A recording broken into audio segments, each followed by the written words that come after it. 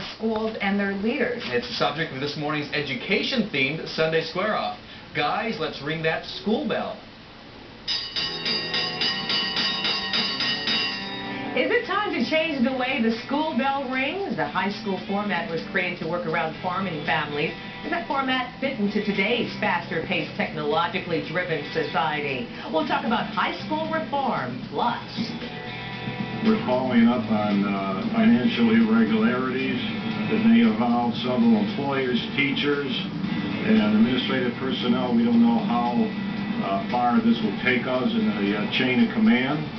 charges of fraud and misuse of funds come down on 3 Valley institutions. How widespread could the thefts be? Where are the checks and balances?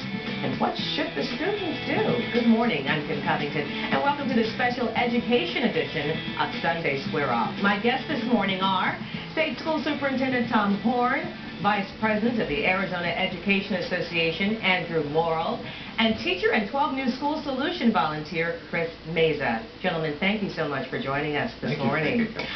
Sheriff Joe Arpaio believes about $500,000 appears to be missing or has been misused from the Maricopa County Community College District.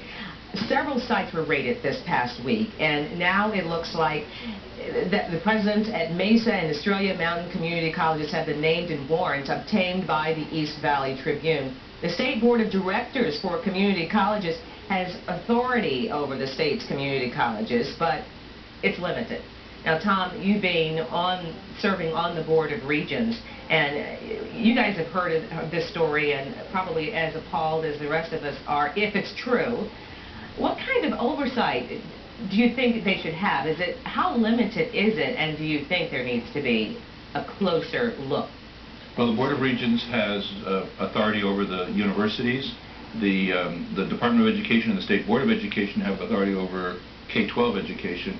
No central figure has authority over the community colleges. So I think the solution is to put the community colleges under the State Superintendent of Schools. Oh, okay. I knew you were going to say that. I knew you were going to say, because it's so new. The community colleges are so new. Right.